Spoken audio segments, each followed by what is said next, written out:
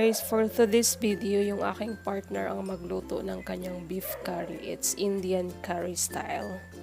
So, hayaan natin siya magluto, yun nga lang. Ako muna yung nag-boil ng beef using our pressure cooker. Tapos hinaan natin yung apoy.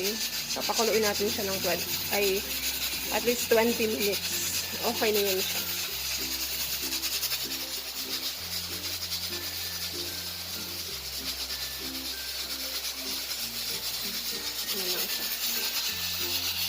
That's how he's going to cook his curry beef. That one is white onion and garlic. That's the grated, what's that? Ginger. Yeah. And then this what is in here? I'm showing this one down here. This is the important thing. Coriander and black pepper. Just ground a little bit. Can I show them this? And you use this one. Please can I show them this with a bit of oil. What you need to do is you need to cook it a little bit first to get the flavours to come out of the powder, but do not burn it or it will go bitter. So just add enough oil to actually turn the powder into a paste. The curry powder I'm using is McCormick's.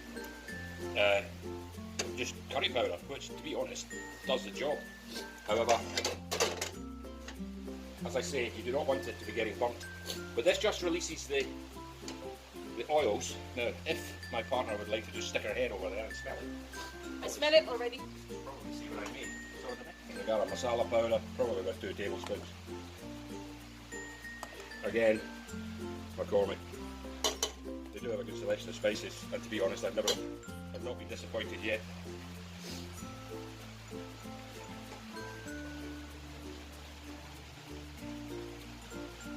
All I wanted to do is cook these a little to get the spices themselves releasing their aromas. And once that's done, which is next, because unsurprisingly, in Indian curries, you do not get a lot of chilli. The heat comes from ginger, which is what's about to go in now. So again, we're just releasing those flavours with the oil and with the ginger. Keep the juice.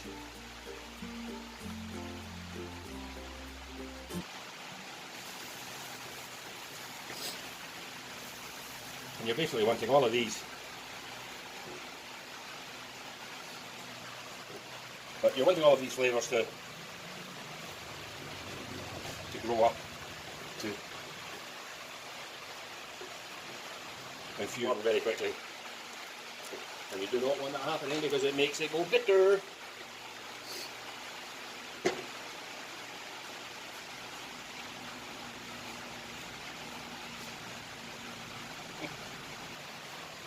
And then That's 5 medium white onions, a whole bowl of garlic, and basically I'm now going to add the juice that the beef was cooked in. Slowly.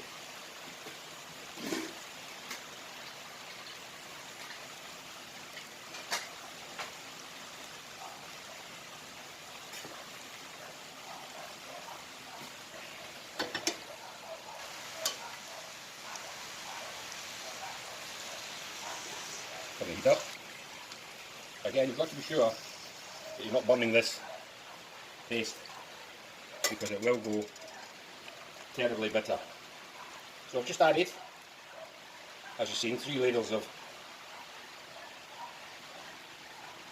what the beef was cooked in a pressure cooker to cook it quickly and to make sure that the meat is soft, because it wasn't an expensive cut of meat. That's a good thing with curries. You can use cheap meat, you just cook it longer, but you just need to be aware that it will take longer to cook. Male vision. This is green cardamom, seeds removed from the pod and ground with some black pepper. All of that's going in. And the only other seasoning I'm going to put in here, apart from salt, are cloves. Again, an important part of Indian cooking would be cloves. And you don't need much. And that just gives it a little bit of a, as well as the cardamom, gives it a little bit of a floury. You see how much I put in there? Probably about 1/4 teaspoon. I'm aiming for half. So there you go. That'll do it. The only thing we need now, salt. And you see there, with the heat up, you're wanting this paste to cook down, and you'll see it will stay like a paste for quite some time. You can see the turmeric colours going onto the onion, and by the time this curry is finished, you will not see that onion. It will basically have cooked down and disappeared. So this is a Joe recipe. If it's going to be close to anything, because of the amount of tomato I'm going to put in it, it would probably be a Rogan Josh. And there you go. But I'm cooking this, and I'm wanting to take this down so as the beef, sorry, the sauce, becomes literally quite dry. And then I will add more fluid. And then I will add more fluid. But the next bit of fluid is going to go in. There's going to be some calamansi juice. We didn't have lemon in the house, and thankfully in the Philippines, God gave us a beautiful bounty of Philippine limes, calamansi, used in everything. And very tasty, I must say, but a lot more tart than your normal lemon juice.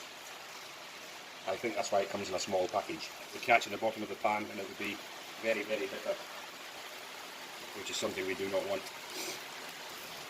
The tomatoes paste, which of course needs to be cooked out a little bit, so that's why that's going in now. My lady's asking, am I doing it now? It does need to be cooked out a little. But if you're doing anything with tomato paste, don't use metal spoons, because it makes it go, you get a metallic taste in the paste.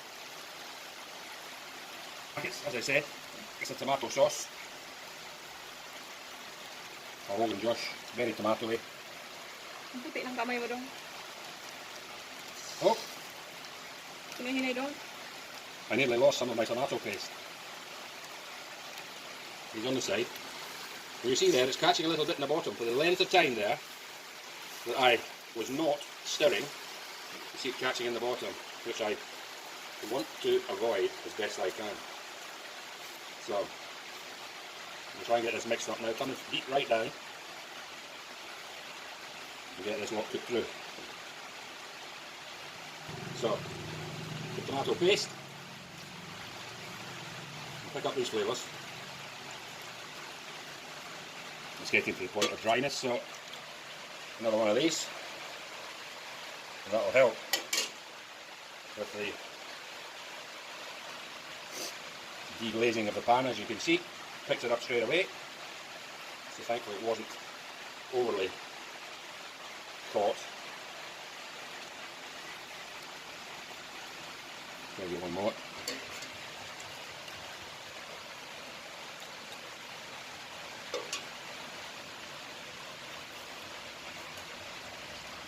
And you might be thinking, oh, he used a lot of oil in the beginning. Yes, I did.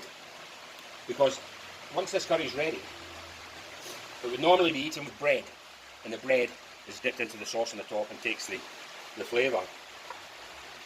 So yes, I did add quite a bit of oil for a reason, that I like dipping bread. And there you go, you see the pan now is clean again. Managed to catch that quite well. But you've got to stay on top of it, because if you do not, your curry will become very, very bitter. And again, cook it down, again, until it gets quite thick. And it's fairly thick already, but you're wanting the sauce to become dry-ish. So a little bit more heat. And basically all you're doing is cooking these flavours out. So, time for the last two ingredients. A can of chopped tomato. If you're fortunate enough to grow your own, just throw in your own tomatoes. It's just this is quicker. A lot of people say take the peel off the tomato, all that sort of thing. Doesn't bother me, all goes down the same way. The fibre is good for you. We're not trying to be a 5-star kitchen, we're just trying to make tasty food. And there you go, the calamansi juice, probably about 2 tablespoons. Now the flavour of this, if my partner would like to explain, how does it smell, honey? Kamot. Smell ano yummy. It smells yummy. But looking at it, the sauce is still a little too thick. Excuse me, Doug. I think that's about 10 ladles, 10 or 11 ladles. Now you see, it is still, when I mix it, a fairly thick, pasty sauce. And we've got to keep cooking it down. Right. Ayun na guys siya. Ayun na guys. Nakasimmer na to siya ng 30 minutes. Tapos nilagyan ko na rin ng asin.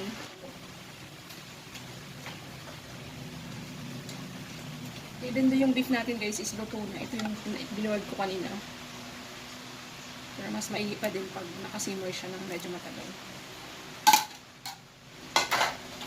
Para manuot talaga yung lasa. Di ba ang daming sauce? Kunti lang yung beef. Yes. Yung way niya guys is different sa way ko pag nagluto ako ng curry.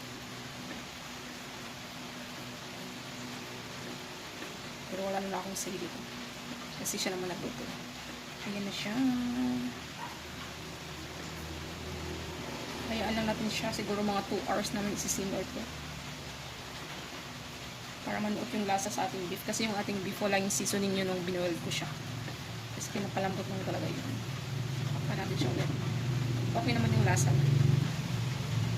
Masarap siya. Pero yun nga lang, masyadong si ayaw natin mag-burn yung sabaw. Pero mahina na naman yung apoy. Ayan na siya.